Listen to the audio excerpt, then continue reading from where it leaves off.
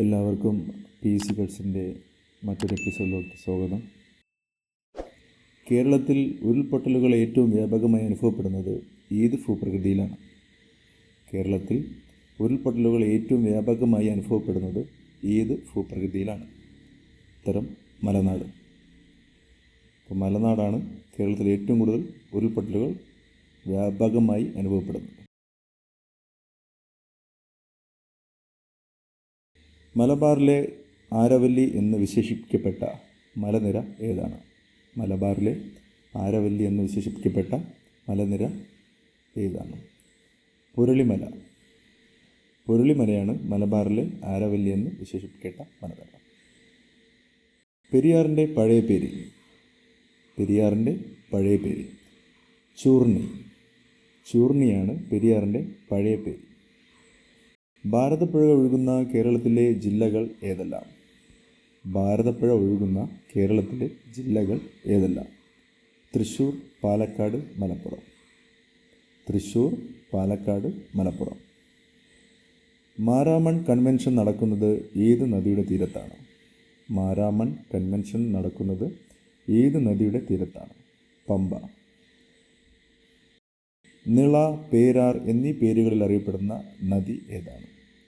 നിള, പേരാർ എന്നീ പേരുകളിൽ അറിയപ്പെടുന്ന നദി ഏതാണ്? ഭാരതപ്പുഴ. ഭാരതപ്പുഴയാണ് നിള, പേരാർ എന്നീ പേരുകളിൽ അറിയപ്പെടുന്ന നദി. കേരളത്തിൽ ഏറ്റവും ഉയരം കൂടിയ രണ്ടാമത്തെ കൊടുമുടി ഏതാണ്? കേരളത്തിൽ ഏറ്റവും ഉയരം കൂടിയ രണ്ടാമത്തെ കൊടുമുടി ഏതാണ്? മീശപ്പുലിമല. മീശപ്പുലിമലയാണ് കേരളത്തിലെ ഏറ്റവും ഉയരം കൂടിയ രണ്ടാമത്തെ കൊടുമുടി. ഇത് ഇടുക്കി ജില്ലയിലാണ് സ്ഥിതി ചെയ്യുന്നത്. ഇതിൻ്റെ ഉയരം 8661 മീറ്ററാണ്. ഇടുക്കി ജില്ലയിൽ സ്ഥിതി ചെയ്യുന്ന മീശപ്പുലിമലയുടെ ഉയരം 8661 മീറ്ററാണ്. അപ്പർ കുട്ടനാട് പ്രദേശത്ത് കാണപ്പെടുന്ന മണ്ണിനം ഏതാണ്? അപ്പർ കുട്ടനാട് പ്രദേശത്ത് കാണപ്പെടുന്ന മണ്ണിനം ഏതാണ്? കരപ്പാടം മണ്ണിനം. കരപ്പാടം മണ്ണിനമാണ് അപ്പർ കുട്ടനാട് പ്രദേശത്ത് കാണപ്പെടുന്ന മണ്ണിനം. കേരളത്തിൽ ഏറ്റവും കൂടുതൽ കാണപ്പെടുന്നത് ഏത് തരം ശിലകളാണ്? കായാന്തരിത ശിലകൾ. കേരളത്തിൽ ഏറ്റവും കൂടുതൽ കാണപ്പെടുന്നത് ഏത് തരം ശിലകളാണ്? കായാന്തരിത ശിലകൾ.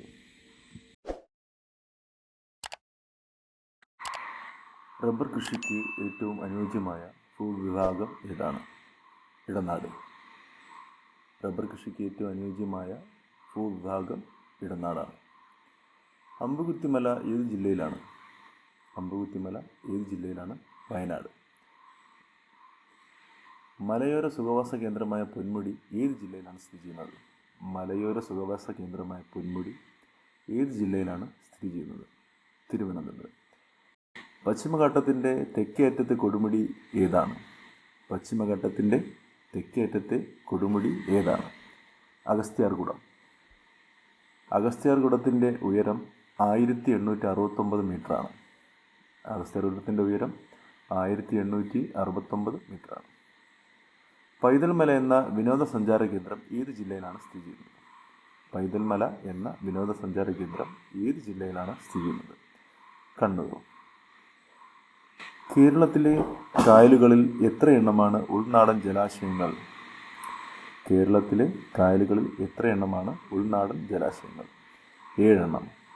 7 എണ്ണമാണ് കേരളത്തിലെ കായലുകളിൽ ഉൾനാടൻ ജലാശയങ്ങൾ. മൊത്തവും 34 കായലുകളുണ്ട്.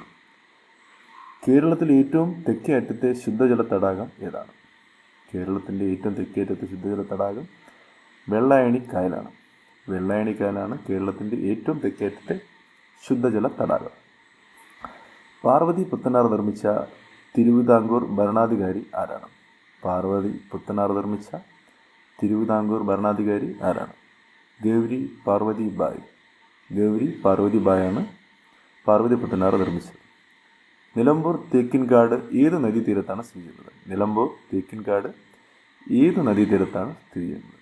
ചാലിയാർ. ചാലിയാറിൻ്റെ തീരത്താണ് നിലമ്പൂർ തേക്കിൻകാട്. സൈലന്റ് വാലിയുടെ ഒഴുകുന്ന നദി ഏതാണ്? സൈലന്റ് വാലിയുടെ ഒഴുകുന്ന നദി ഏതാണ്? കുന്തിപ്പുഴ. കുന്തിപ്പുഴയാണ് സൈലന്റ് വാലിയുടെ ഒഴുകുന്ന നദി. കേരളത്തിൻ്റെ ജീവരേഖ എന്നറിയപ്പെടുന്ന നദി ഏതാണ്? പെരിയാർ. കേരളത്തിൻ്റെ ജീവരേഖ എന്നറിയപ്പെടുന്ന നദി പെരിയാർ. ധർമ്മടം ദ്വീപ് ഏത് നദിയിലാണ് സ്ഥിതി ചെയ്യുന്നത്? അഞ്ചരക്കണ്ടിപ്പുഴ, കണ്ണൂർ. ധർമ്മടം ദ്വീപ് ഏത് നദിയിലാണ് സ്ഥിതി ചെയ്യുന്നത്? അഞ്ചരക്കണ്ടിപ്പുഴ, കണ്ണൂർ ജില്ലയിലാണ്. ഏത് മാസത്തിലാണ് കേരളത്തിൽ ഏറ്റവും കുറവ് മഴ ലഭിക്കുന്നത്? ജനുവരി. ഏത് മാസത്തിലാണ് കേരളത്തിൽ ഏറ്റവും കുറവ് മഴ ലഭിക്കുന്നത്? ജനുവരി മാസം. കേരളത്തിൽ വേനൽക്കാലം അനുഭവപ്പെടുന്നത് ഏത് മാസം മുതലാണ്? മാർച്ച് മുതൽ മെയ് വരെ.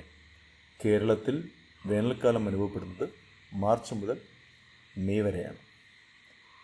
കാലവർഷക്കാറ്റുകളുടെ ഗതി കണ്ടുപിടിച്ചതാര്?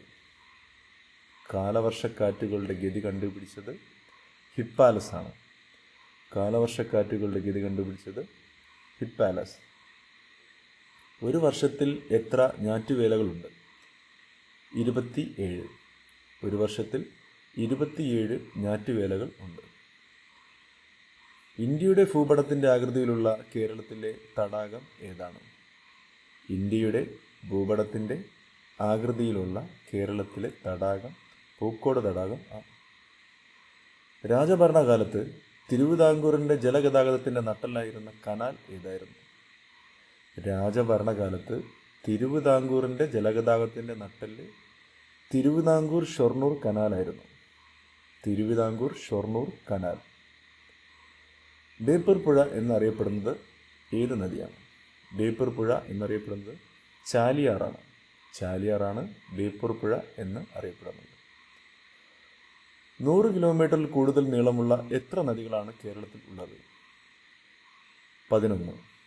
100 കിലോമീറ്ററിൽ കൂടുതൽ നീളമുള്ള 11 നദികളാണ് കേരളത്തിൽ ഉള്ളത്.